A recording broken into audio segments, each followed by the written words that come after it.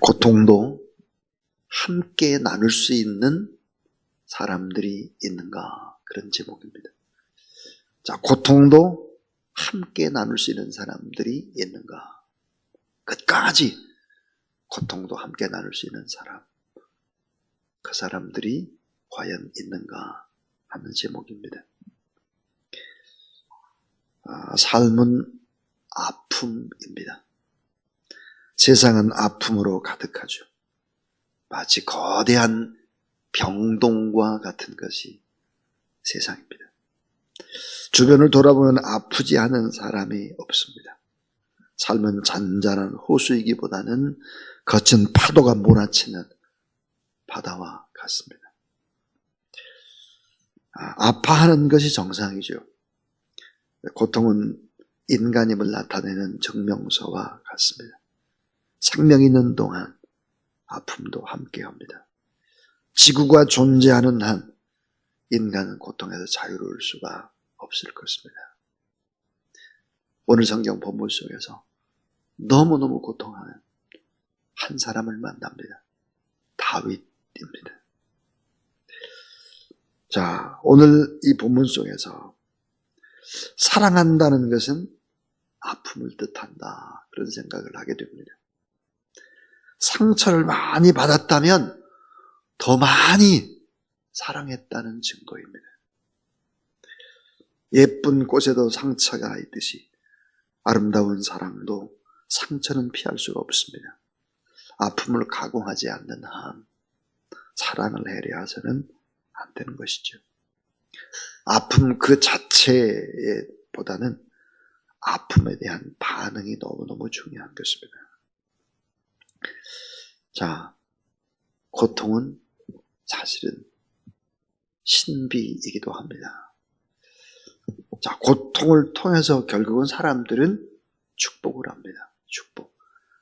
진정한 아픔을 통해서 행복이 뭐고, 사랑이 뭐고, 진정한 축복이 뭔가라고 하는 걸 알게 하는 것이 바로 고통이라는 신비입니다. 이 고통의 아픔을 잘 통과하게 되면 사람들은 성숙해집니다. 성숙한 사람, 성숙한 리더가 되죠. 이 고통을 통해서 결국은 아름다움이 찾아오는 것입니다.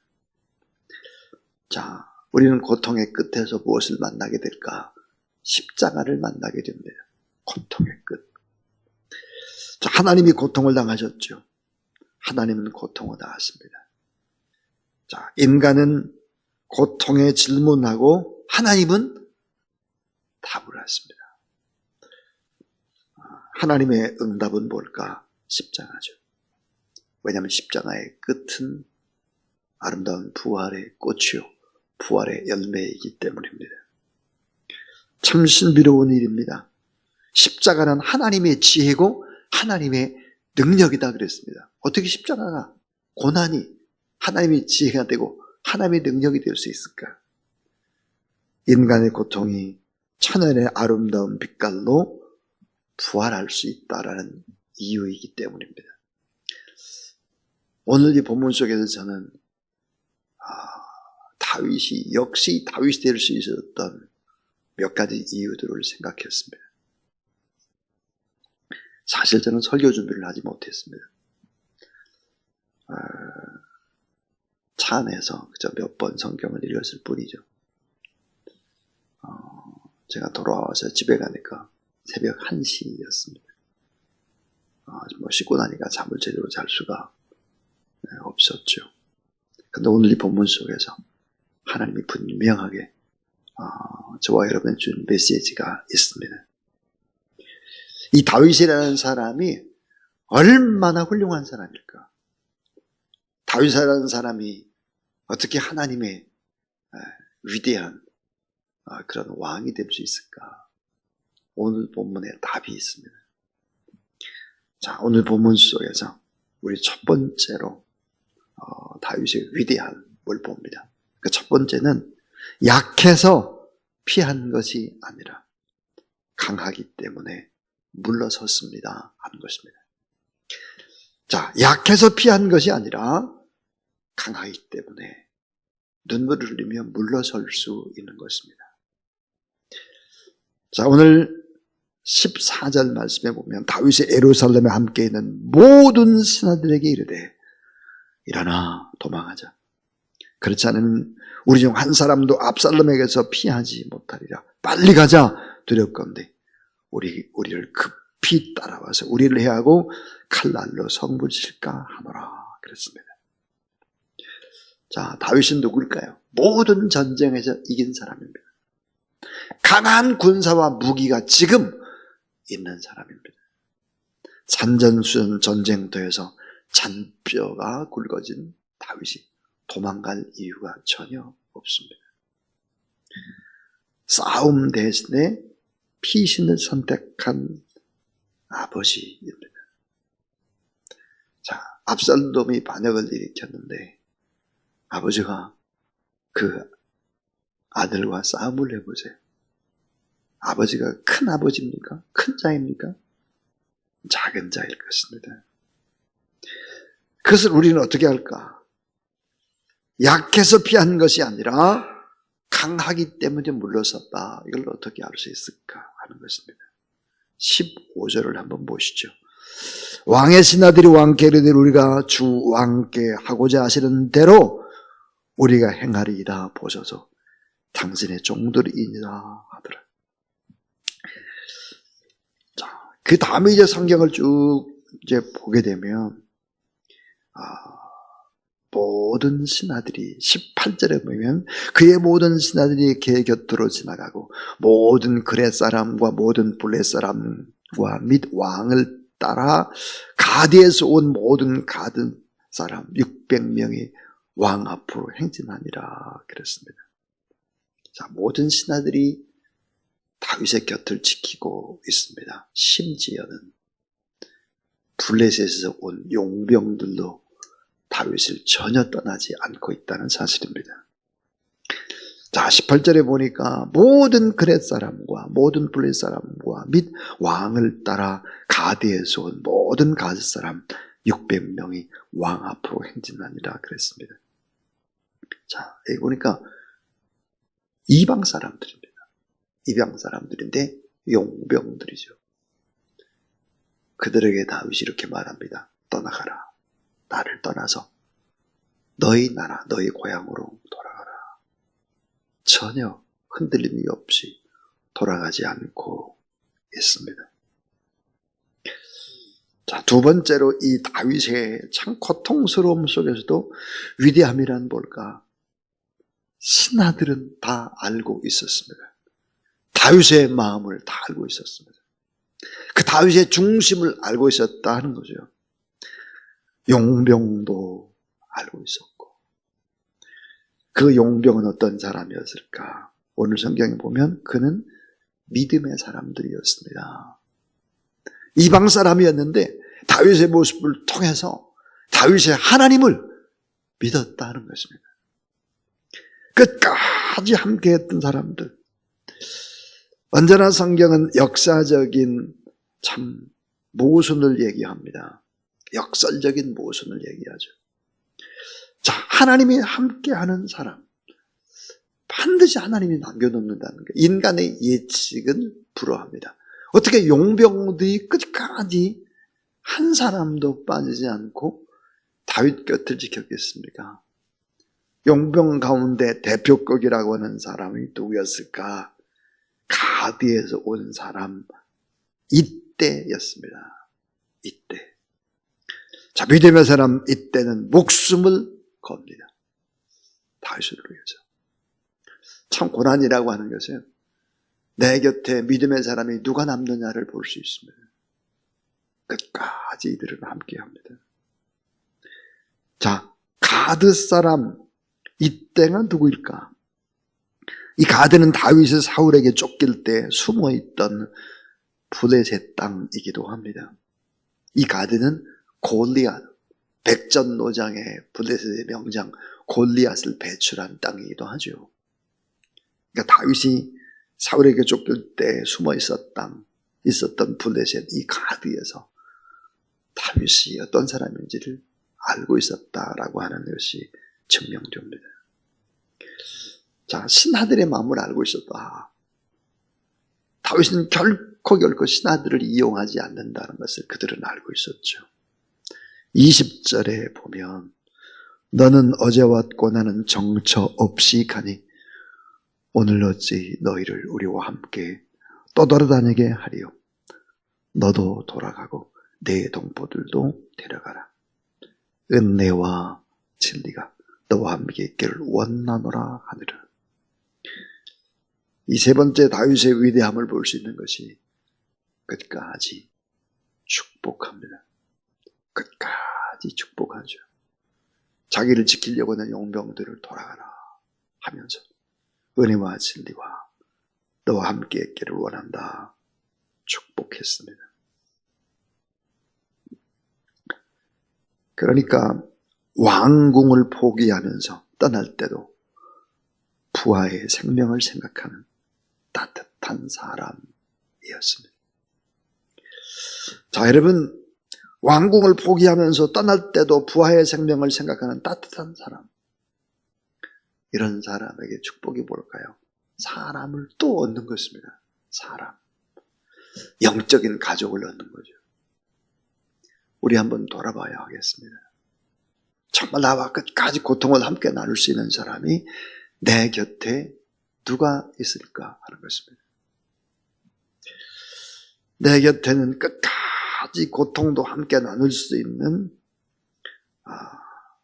그런 영적인 가족이 몇 명이나 있을까? 그런 생각을 할 수 있어야 합니다.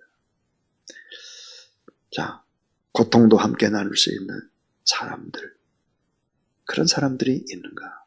내게는. 다윗은 알았습니다. 싸움 대신 피신을 선택한 아버지였습니다. 사랑 때문이죠. 다윗에게는 정말 자기 힘을 다 쓸 수 있지만 쓰지 않습니다. 아들과 싸워서 이겨야 무슨 승리이겠습니까? 무슨 왕이 될 수 있겠습니까? 신하들은 알고 있었습니다. 다윗의 그 마음 중심을 보았습니다. 축복하는 마음. 왕궁을 포기하면서도 떠날 때 부하들의 생명을 생각하는 따뜻한 사람. 그래서 결국은 영적인 또 좋은 가족들을 얻게 되는 것입니다. 자, 고통을 우리가 만날 때 제일 중요한 것은 무엇일까? 긍정하는 태도가 중요합니다. 긍정하는 태도. 축복하는 태도가 중요합니다. 아픔에 대한 건강한 반응은 축복이 되죠. 한센병을 앓는 사람들의 특징이 뭘까? 문둥병, 한센병을 앓는 사람들, 나병이라고도 하죠. 이 병을 앓는 사람들의 특징이 뭘까요? 그것은 고통을 느낄 수 없다는 사실이 고통입니다. 불에 대어도 고통은 몰라요. 살점이 떨어져 나가도 아픔을 모르는 것입니다. 고통보다 더 큰 것이 있다면 아픔을 느끼지 못하는 것이죠. 고통을 느낀다고 하는 것은 그 자체가 축복이 될 수 있고 아직도 사랑하고 있다는 것을 이야기합니다. 사랑을 하면 양보할 수 있습니다. 끝까지. 자, 교회는 어떤 곳일까? 끝까지 고통을 참고 섬기고 양보하는 영적인 가족들이 모이는 곳이 교회입니다. 주사랑 교회가 이런 교회가 되고 이 새벽에 나온 여러분이 끝까지 고통도 함께 나누는 믿음의 사람들이 다 될 수 있기를 주의 이름으로 축원합니다. 312장 찬송 드리겠습니다. 312장입니다.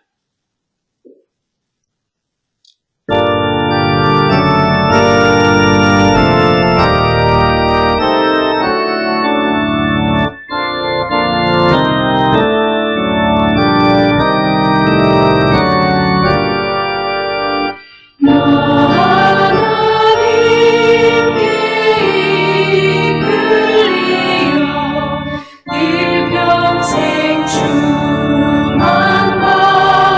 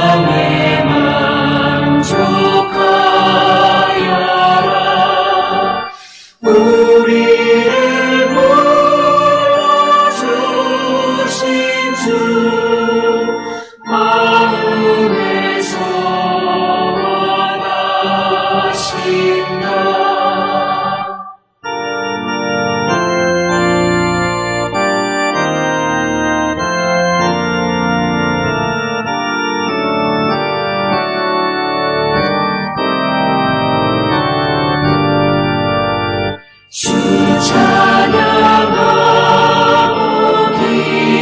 기도하며 내 몸 누님 서다하라. 주 약속하신 모든 은혜 내게서 이루어지리라. 잠되고 울지 않은 자 주께서 기억하시리. 아멘.